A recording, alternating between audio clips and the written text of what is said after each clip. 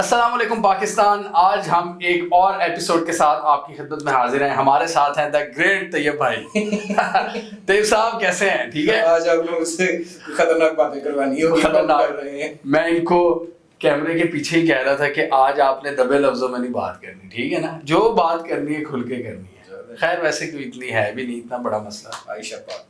تو آج ہم بات کریں گے ایران میں اس وقت جو احتجاج ہو رہے ہیں, عورتیں جو اس وقت بالکل احتجاج وہاں پہ شروع ہوا ہے, اور کہا یہ جا رہا ہے کہ یہ جو ایران کا کرنٹ رجیم ہے, جو کرنٹ سیٹ اپ ہے, یہ جو انقلاب کے بعد آیت اللہ خمینی ان کا نام تھا, آیت اللہ جو پہلا انقلاب, تو اس کے بعد یہ پہلا بڑا پروٹیسٹ ہو رہا ہے, اور وہ بھی اس کو خواتین لیڈ کر رہی ہیں.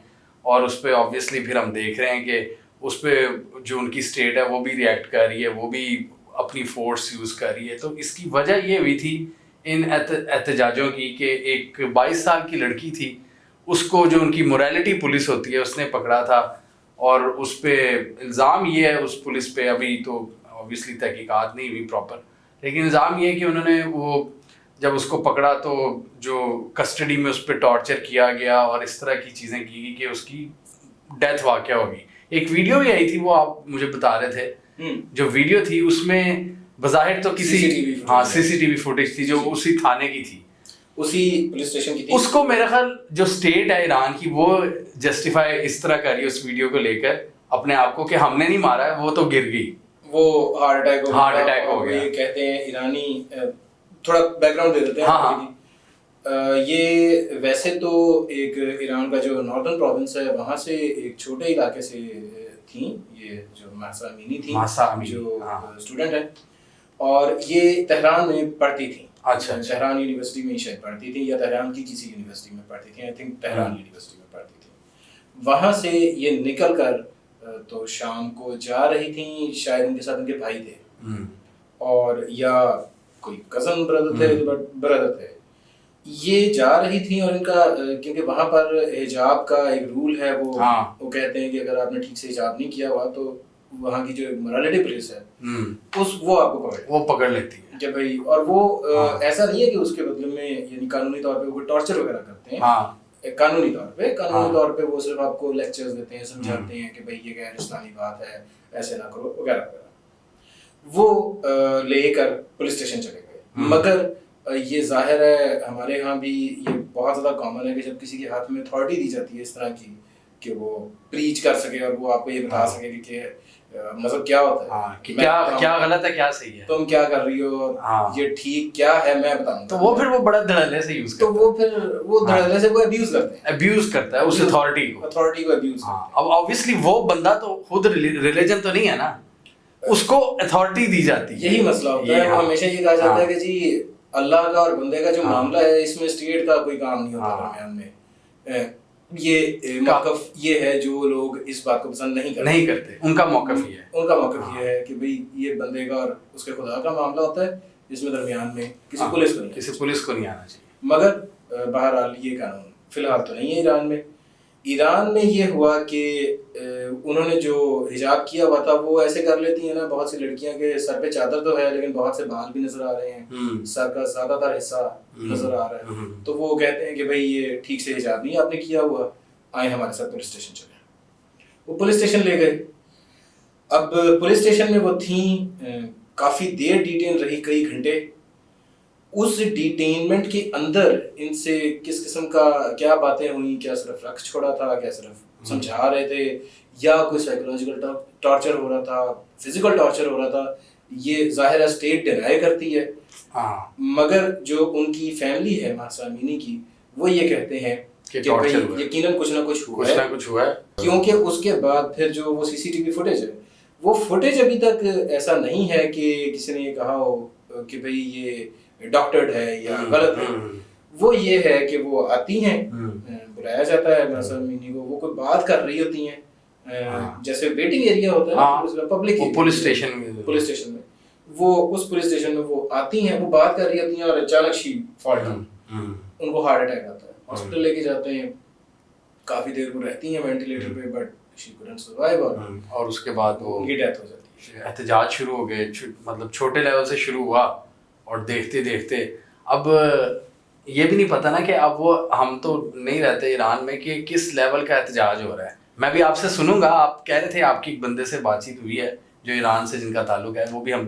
تو اس کے بعد ہم نے دیکھا کہ جی عورتیں نکل آئیں, پھر پوری دنیا میں ہم نے دیکھا کہ ایرانین وومن کی سپورٹ میں اب ایران کی خواتین کو ہم دیکھیں تو وہاں پہ بھی کئی جگہوں پر وہ حجاب اتار کے کر رہی ہیں احتجاج. اس کے علاوہ میں نوٹس کر رہا تھا کہ جو بڑی بڑی سیلیبریٹیز ہیں نا, یہ ہالی ووڈ کی اور یو ایس کی, کیم کارڈیشین مطلب اچھا اب یو ایس کا بھی جو پورا اس کو پتہ نہیں ہوگا ایران کسی کوئی کیچ اپ ہوتی ہے یا کوئی ملک ہے. مطلب یہ بات ویسے یو ایس والوں کو کریڈٹ دینی پڑے گی کہ کوئی واقعہ کسی کجے میں کسی دنیا کے چھوٹے ملک میں کہیں ہو جائے, ان کا پورا آپریٹس وہ ایکٹیو ہو جاتا ہے. اوپرا ونفری اور وہ کیم کارڈیشین اور ان کے بڑے بڑے لوگ, چاہے وہ مطلب بندے ہیں یا بندیاں ہیں, بڑی بڑی سیلیبریٹیز, وہ اس بارے میں ٹویٹ کر رہی ہیں کہ ہمیں ایرانین وومن کے ساتھ کھڑا ہونا ہے, ہمیں ان کو فریڈم دینی ہے, ایران میں ڈیموکریسی لانی ہے. اور جو بڑے بڑے لوگ ہیں وہ میں دیکھ رہا تھا وہ رجیم چینج کی بات کر رہے تھے, جو تھوڑا جن کا پالیٹکس میں تعلق ہوتا ہے. تو اب اس کے علاوہ تھوڑا سا ایکسٹریم پہ بھی میں جاتا ہوا دیکھ رہا تھا احتجاج کے. اب ایک ایکٹریس ہیں ایرانین, وہ پاکستانی ایک دو موویز میں بھی انہوں نے کام کیا ہوا ہے, اور انڈیا آج کل زیادہ بالی ووڈ میں کر رہی ہیں. مین رول نہیں انہیں ملتا, وہ زیادہ آئٹم گرل وغیرہ کا. ٹھیک ہے, تو وہ مطلب وہ پورے ہی کپڑے اتار رہی تھیں اپنے, اس طرح کی بھی چیزیں میں دیکھ رہا تھا. اور اس کے نیچے بال کاٹ رہی ہیں, نہیں انسٹاگرام پہ مطلب انہوں نے شروع اس طرح کیا کہ جی برقع پہنا ہوا ہے اور پھر برقع اتارا ہے, پھر یہ پھر شرٹ, پھر سب کچھ ہی آہستہ آہستہ کر کے. تو اس طرح کے بھی پھر میں دیکھ رہا تھا کہ کچھ ایرانین ڈسینٹ کی وومن یورپ میں یا یو ایس میں وہ کسی جگہ پر وہ احتجاج کر رہی تھی جس میں انہوں نے مطلب ٹاپ لیس احتجاج. اوکے, اس لیول پہ بھی جیسے وہ گروپ ہے وہ یوکرینین ویمن, ہاں وہ اس طرح کے تو بڑے گروپ ہیں, وہ جو وہ ہے ایک گروپ, نام نہیں آ رہا, وہ پیوٹن کو بڑا چھیڑتی ہے. ایگزیکٹلی وہی. ہاں, تو اس طرح کے گروپ تو خیر یو ایس میں بڑے ہیں. تو اس لیول پہ بھی میں دیکھ رہا تھا کئی جگہوں پہ بال کاٹ رہی ہیں. ایران میں تو چلو اتنا ہے نا کہ وہ حجاب اتار رہی ہیں. نہیں, وہ ایران میں یہ ہوا تھا نا ایک واقعہ کہ وہ ایک خاتون نے پروٹیسٹ کے دوران اپنے بال کاٹے تھے, بال تو ادھر سے وہ شروع وہاں سے وہ شروع ہوا, پھر وہ یو این جنرل اسمبلی تک پہنچ گیا. وہ تو اب یو این میں بھی آوازیں اٹھ رہی ہیں. اس کے علاوہ اگر ہم ایران کی بات کریں تو ایران میں ان فسادات میں بھی بڑے قتل ہوئے ہیں, مطلب پولیس کی طرف سے فائرنگ بھی ہوئی ہے, کافی وائلنٹ ہو گئے اور 40-50 کے قریب لوگ مر گئے ہیں. ویسٹرن میڈیا تو کئی 100 میں بتا رہا ہے, وہ زیادہ شاید بتا رہا ہے اوبیسلی. تو ہاں اب یہی پوائنٹ ہے کہ ویسٹرن میڈیا اس کو بہت زیادہ ایمپلیفائی کر رہا ہے, بہت زیادہ. اب اوبیسلی اور یو ایس کا ایک پرانا سٹانس بھی ہے کہ جی رجیم چینج ہونا چاہیے ایران میں, ایران کے رجیم سے ان کی لگتی ہے, بالکل لگتی ہے. اور دوسری طرف ویسٹرن میڈیا کو وہ پورا ایکٹیو بھی ہو جاتا ہے, وہ بھی ہوتا ہے, پورا ایکٹیو ہو جاتا ہے. دیکھیں وہ سلمان غنی صاحب ہیں, وہ کہا کرتے ہیں مجا دیا پیڑا ہوں دیا. مجھے بڑی فضول سی مثال لگتی ہے, مجا دیا پیڑا ہوں دیا. مطلب یہ ہے کہ ایک بھینس دوسری بھینس کی بہن ہوتی ہے. doesn't really make sense, but اس کا مطلب یہی ہوتا ہے کہ جب آپ کی آئیڈیالوجی سیم ہو, آپ کے فیئرز اور آپ کی ڈر, خوف اور خوشیاں سیم ہوں, تو آپ بھائی بن جاتے ہیں ایک دوسرے کو. تو یورپ, یو کے, آسٹریلیا, کینیڈا, یو ایس, ان سب کی جو کہ آئیڈیالوجی سیم ہے, کلچر سیم ہے, تو پھر آٹومیٹکلی ان کی سوچ مل جاتی ہے. اب ہم یہ نہیں کہتے کہ جی امریکی میڈیا تو یہ کہہ رہا ہے لیکن برٹش میڈیا اس کے مخالف چل رہا ہے. جو امریکی میڈیا کہے گا وہی برٹش میڈیا کہے گا, وہی آسٹریلین میڈیا کہے گا, وہی کینیڈین میڈیا کہے گا. یہ سارے جو تو گوری چمڑی ہے نا, یہ جو ایک ان کا قبیلہ ہے, ہاں گوری چمڑی کہہ لو.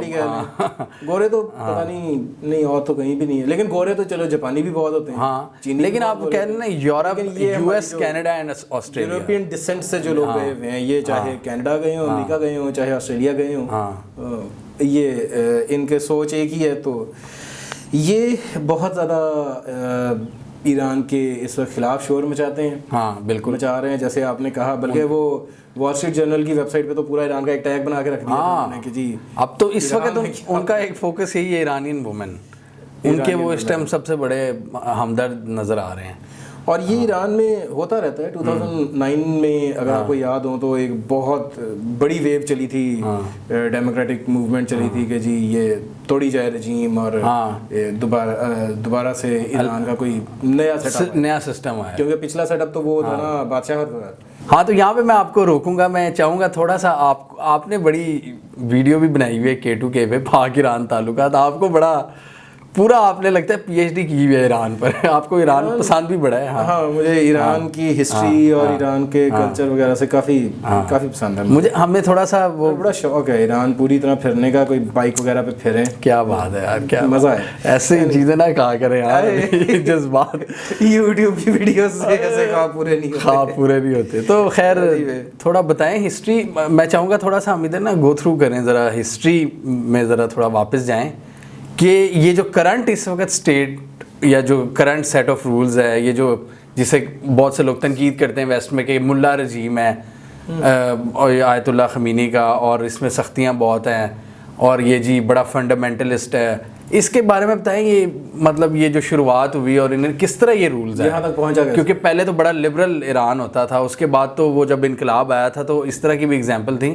کہ عورتوں کے وہ جو حجاب ہیں وہ کیل ٹھوک کے ان کو فکس کیا گیا تھا, اس طرح کی بھی ایگزامپل. اچھا وہ کئی دفعہ نا ایک آدھا واقعہ ہوا ہوتا ہے, ہاں, اور وہ پھر زیب داستان کی وجہ سے اس کو بتا دیا جاتا ہے کہ جی ایسا کوئی جیسے کوئی پریکٹس کے طور پہ جیسے کوئی نارم بن گئی تھی, لیکن ایسے ہوتا نہیں. ذرا بتائیں ذرا, واقعہ کوئی ہو جاتا ہے.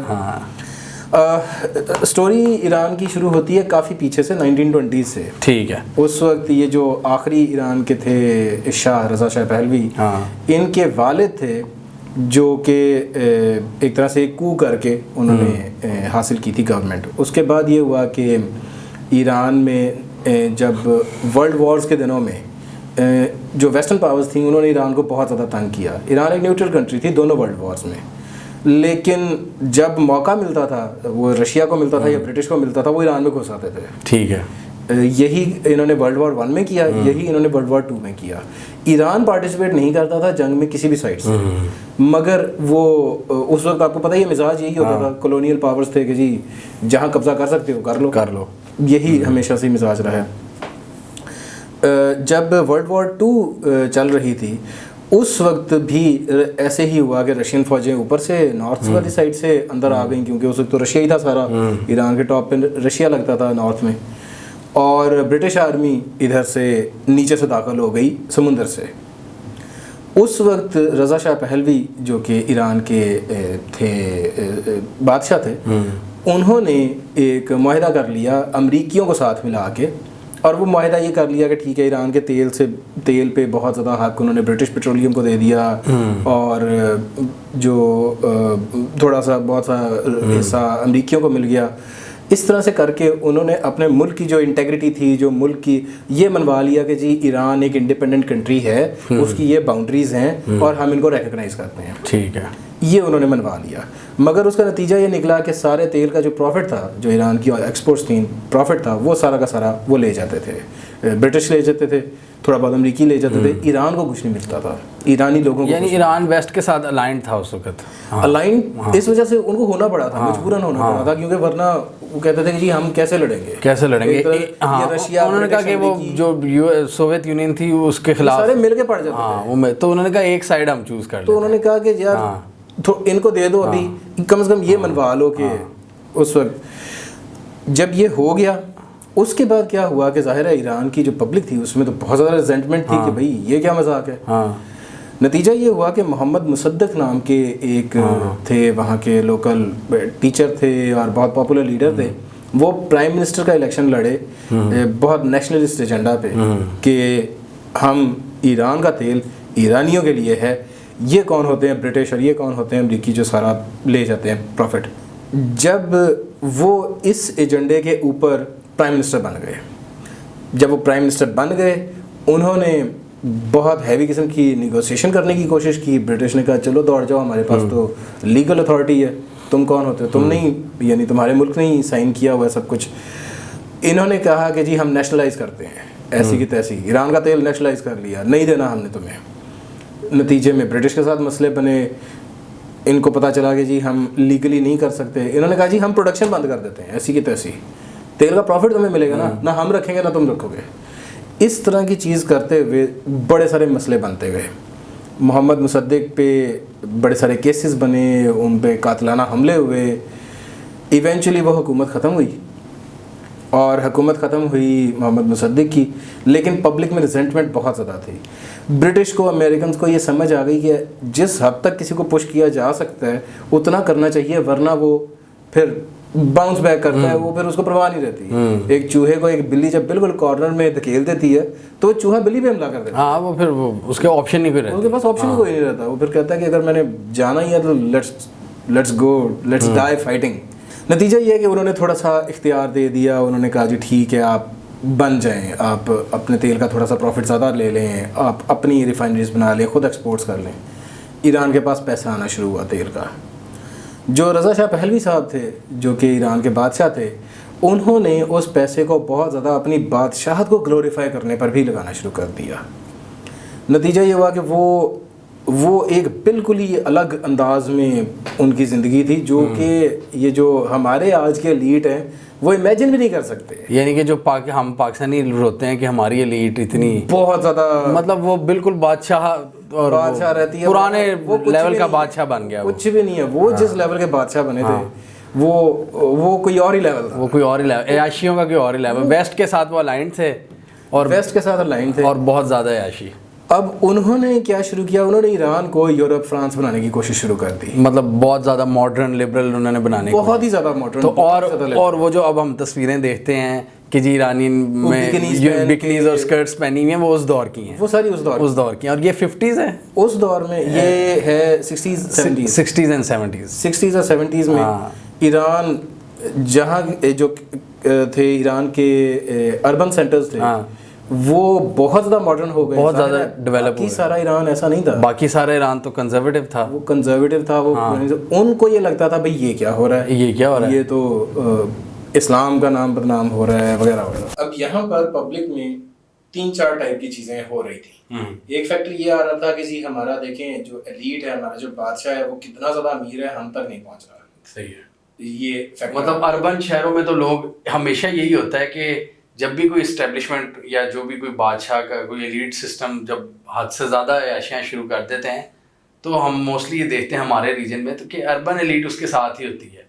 जैसे पंजाब पे भी इल्ज़ाम लगता है। हाँ, लेकिन वो एलीट होती है ना। वो एलीट होती है, कभी भी मेजॉरिटी में तो हो नहीं सकती। हाँ, तो वो अर्बन सेंटर्स में आप एक खुशहाली टाइप देखते हैं। हाँ, लेकिन पब्लिक में अच्छी सड़कें हैं, रेस्टोरेंट्स हैं, लोग कैफेज में जा रहे हैं। लेकिन जब आप हॉस्पिटल, जो गरीब बंदा अगर उसको हॉस्पिटल जाना पड़े, वहां से पता लगता है वो मुल्क की क्या कितने पानी में है, इक्वालिटी क्या है। और फिर जब आप बाकी जो सेंटर्स देखते हैं, जो गांव दूर दराज के जो रिमोट एरियाज हैं, वहां पे कुछ और ही हालत होती है। वहां पर तो बिल्कुल ही सिचुएशन और होती है ना। तो वहां से रिजेंटमेंट शुरू हुई। एक रिजेंटमेंट चल रही थी कि भाई जब आप देखते हैं कि भाई इतना ग्लोरीफाइड, इतना बड़ा, इतने महल, सोने के कपड़े, वो जो तकरीबात हो रही हैं, जो दुनिया की आज तक की ग्रेटेस्ट पार्टी एवर मानी जाती है, वो ईरान के शाह थी। जब उन्होंने कहा था कि द ग्रेट साइरस जो है ज़ुल्करनैन, उनके 2500 साल होने पर वो कहते थे हम अब कस्टोडियन है उस ताज के। तो इस वजह से वो 2500 साल, द ग्रेट पर्शियन एम्पायर जिनका जिक्र भी। तो ये सब चीजें वो कर रहे थे, पब्लिक तक पहुंच कुछ नहीं रही थी। ये एक फैक्टर आया।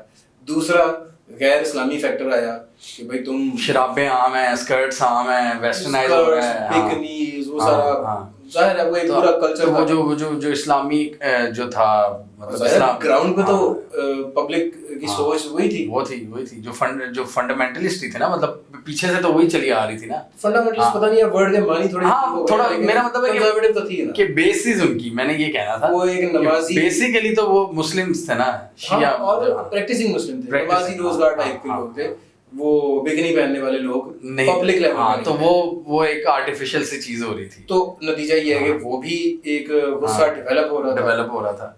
और ये सारी चीजें 3-4 टाइप की चीजें मिलती गई। दूसरी तरफ जो इमाम खुमैनी थे उनके खिलाफ, क्योंकि उनको ये समझा जा रहा था कि जी ये तंग कर रहा है, ये यूथ को फरगला रहा है, सब कुछ कर रहा है, ये अब 70s आ चुका है। ठीक है। तो जो शाह की थी रजीम थी, اس پہ انہوں نے بڑا کریک ڈاؤن سا کیا ہوا تھا. ایونچولی جانا پڑا ان کو, ایران چھوڑ کے جانا پڑا. اب وہ ایران چھوڑ کے چلے گئے, مگر ان کے جو لیکچرز وغیرہ تھے وہ آڈیو کیسٹس میں آتے رہے. وہ لوگ چھپ کے سنا, امام خمینی کے وہ جب آتے رہے, خاموش انقلاب آ رہا تھا, وہ پبلک میں ڈیولپ ہو رہی تھی. اور یہ وہ رجیم چینج ہو رہا تھا جو انڈیجنس رجیم چینج تھا, کہ فورن انٹرونشن سے نہیں ہو رہا تھا. نہیں, یہ فورن انٹرونشن سے نہیں ہو رہا تھا, یہ اندر سے ہو رہا تھا. یہ اندر سے ہو رہا تھا. مطلب وہاں کا ہی ایک بندہ تھا, CIA موساد وہ نہیں تھا, یہ وہاں کی اپنی موساد یا اپنی ان کے لوگ, اپنے امام, یہ اس طرح کی اگر یہ نا سواب کے نام سے ایک رجیم ایک بنا لی تھی. یہی CIA بھی تھی, یہی FBI بھی تھی, جو شاہ نے بنائی تھی. اور کہا یہ جاتا تھا کہ ایرانی اسٹوڈنٹس پہ نظر رکھتی ہے, جو زیادہ کوئی اینٹائی شاہ ایکٹیویٹیز میں انوالو, جو آج کل FIA کرتی ہے, جو میں نے کچھ نہیں کہا, FIA. تو یہ سب کچھ چل رہا تھا. ایونچولی ایک ٹائم یہ آیا کہ جو شاہ تھے وہ بہت زیادہ انپاپولر ہو گئے, امریکیوں پہ سارا غصہ نکلا. ایک ٹائم آیا کہ دا اسٹوڈنٹس آف ایران, انہوں نے ایرانی ایمبیسی پہ حملہ کیا, سوری امریکن ایمبیسی پہ, اور وہ مرگ بر امریکہ, وہ نعرے امریکہ مرد آباد کے, مرگ بر امریکہ, مرگ بر اسرائیل, یہی تو نعرے تھے. اور 1967 میں اور 1973 میں 2 جنگیں بھی ہوئی تھی اسرائیل کی عربوں کے ساتھ. اس میں ایران جو رضا شاہ پہلوی صاحب تھے بہت زیادہ اس طرح سے بالکل انہوں نے بات نہیں کی جس طرح سے پبلک کی سینٹیمنٹس تھے. وہ چاہتے تھے کہ بھئی اسرائیل کے خلاف نیوٹرل ہو گئے تھے, کچھ بولے, وہ بہت نیوٹرل ہو گئے تھے, بہت نیوٹرل ہو گئے. نتیجہ یہ ہوا کہ پھر کرتے کرتے ٹیک اوور کرنا پڑا. شاہ کو سمجھنا پڑا کہ بھئی اب ان کا اقتدار نہیں ہے, کیونکہ اقتدار پبلک سے ہوتا ہے, پبلک کی سپورٹ ہی نہ ہو تو اقتدار نہیں رہ سکتا. نتیجہ یہ ہوا کہ ایک انقلاب آیا اور شاہ صاحب چلے گئے. اور بہت میسو سپورٹ تھی خمینی کی, امام خمینی کی بہت میسو سپورٹ تھی. لیکن چونکہ وہ انقلاب آیا تھا اور وہ ایک بہت ہارڈ لائن آیا تھا, ہارڈ لائن سوچ کے ساتھ آیا تھا, تو وہ پھر کمپلسری, چونکہ بہت زیادہ پکنیز کی طرف چلے گئے تھے, تو پھر تو اس کا پھر ٹوٹل اپوزٹ ہوا, اور کمپلسری ٹھوک کے حجاب پہنائے گئے. مطلب جو روایات ہیں کہ کمپلسری حجاب ہوا, پھر حجاب ہوا, نمازوں کی پابندی, روزے کی پابندی, ایک اسلامک اسٹیٹ بنی. وہ اسلامک اسٹیٹ جو کہ جو میجورٹی جس میں مطلب شیعہ مکتبہ فکر سے جن کا تعلق تھا. لیکن وہ جب ہو گیا وہ پھر ایک, چونکہ پہلے شاہ صاحب ایک سائڈ پہ بہت زیادہ چلے گئے تھے, تو جب ان کو اوور تھرو کیا گیا تو پھر دوسری سائڈ پہ بہت زیادہ چلے گئے.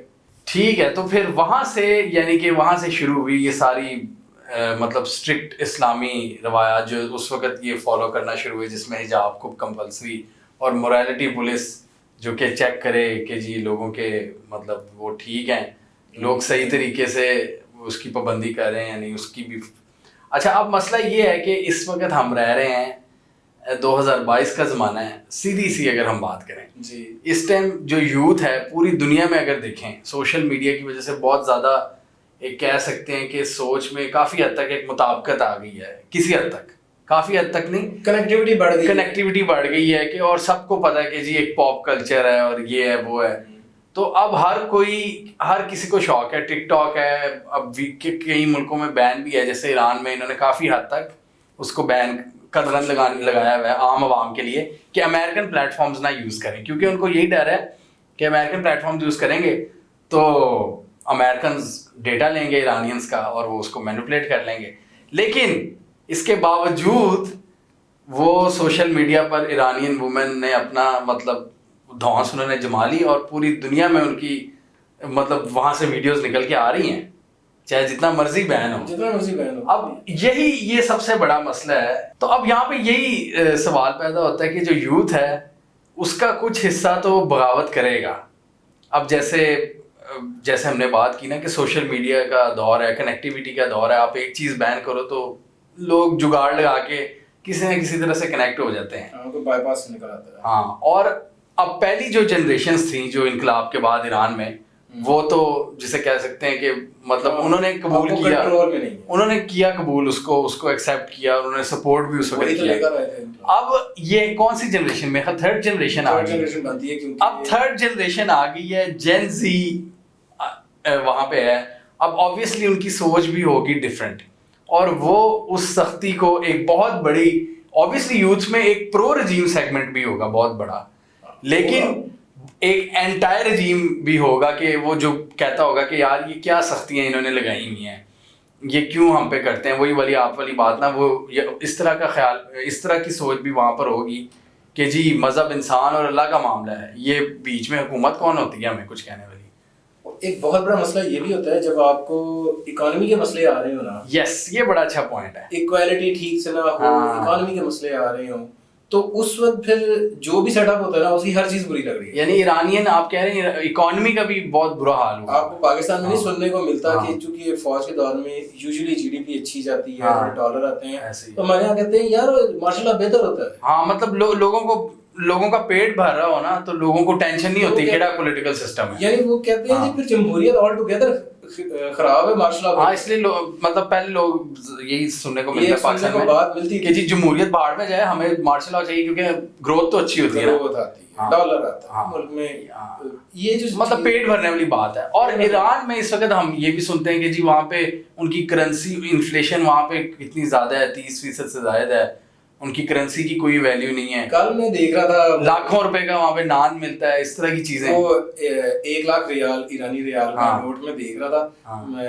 ایک صاحب کے ساتھ بیٹھا ہوا تھا, میں نے کہا اس کا کیا مل جاتا ہے, کہتے ہیں کوئی کینڈی وغیرہ مل جاتی ہے 1 لاکھ ریال کی. تو ہاں تو یعنی کہ اب اس میں کئی فیکٹرز ہیں کہ ایک تو یہ دور 2022 کا جس میں کنیکٹیوٹی بہت زیادہ ہے, سوشل میڈیا, ڈیجیٹل دور ہے, پلس ایران کی اکانومی کا بھی بالکل پٹھا بیٹھا ہوا ہے, اکانومی کا پٹھا بیٹھا ہوا ہے. تو یہاں سے یعنی کہ پھر ہمیں یہ ایک حقیقت ہے کہ کچھ نہ کچھ تو ریزسٹنس آئے گی.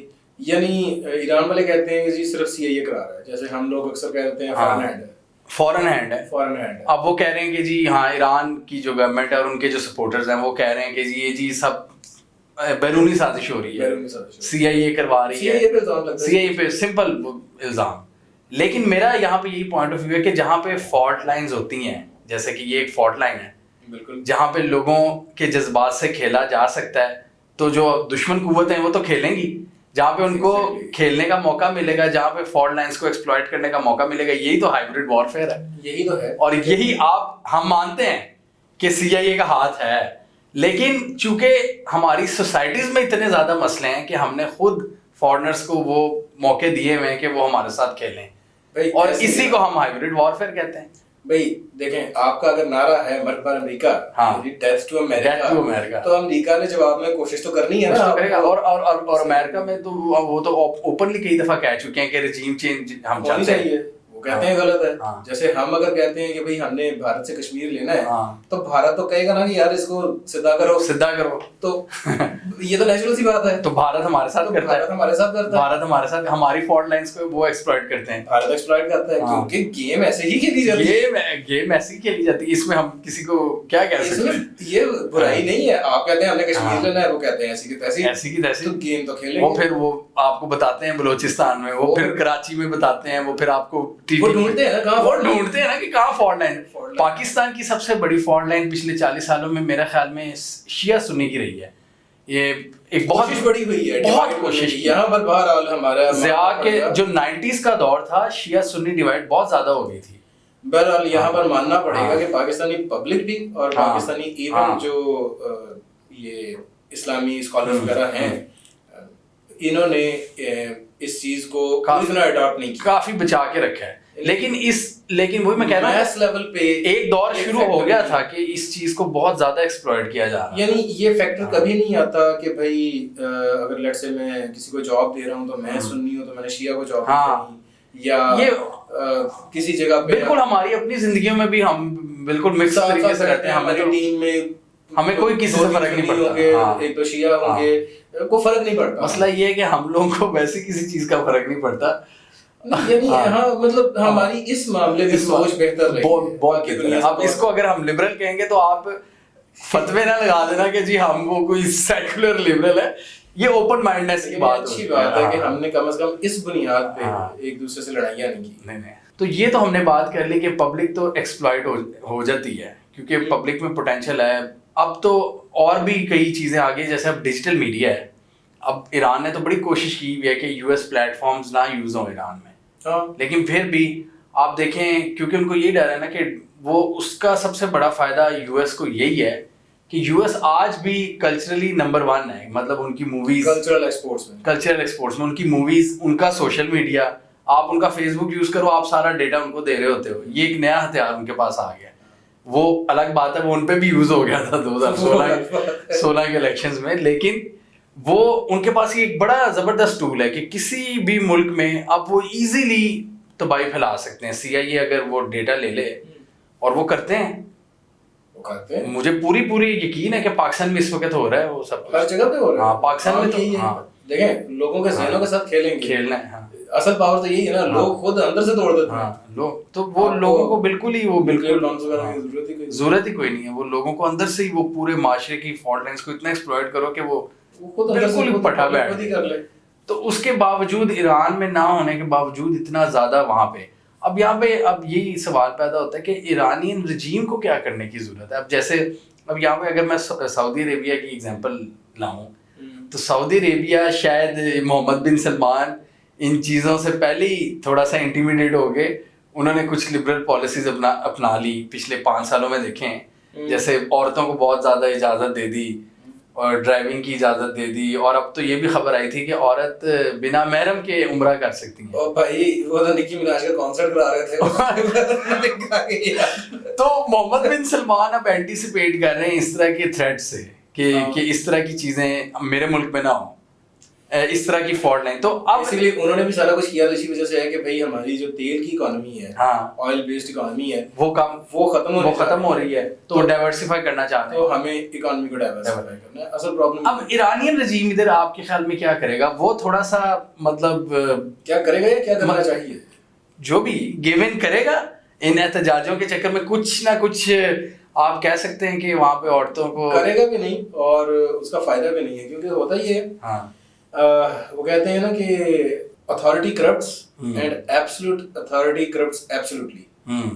وہ ہوتا یہی ہے کہ بھائی جب یہ اختیار آیا تھا اس وقت جو لوگ پاور میں آئے تھے، انقلاب لے کے جو لوگ آتے ہیں وہ ذرا زیادہ اصول پرست قسم کے لوگ ہوتے ہیں، کرپٹ قسم کے لوگ نہیں ہوتے، وہ ہارڈ لائنر ہوتے ہیں، فنڈامنٹلسٹ.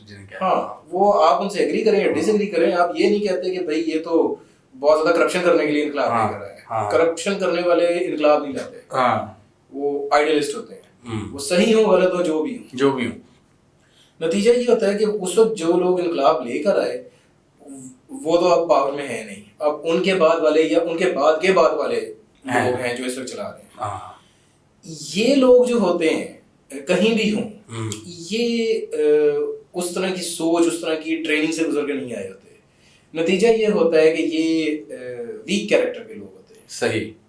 اس کا نتیجہ یہ نکلتا ہے کہ یہ جو لوگ ہوتے ہیں جو اس وقت جیسے کوئی ضلع کی کونسل جو چلا رہا ہے، جو کوئی ٹاؤن کی کونسل چلا رہا ہے، یہ لوگ اس طرح کے اتنے اچھے لوگ نہیں ہوتے. یہ رولز کو بینڈ کر دیتے ہیں اپنے لوگوں کے لیے.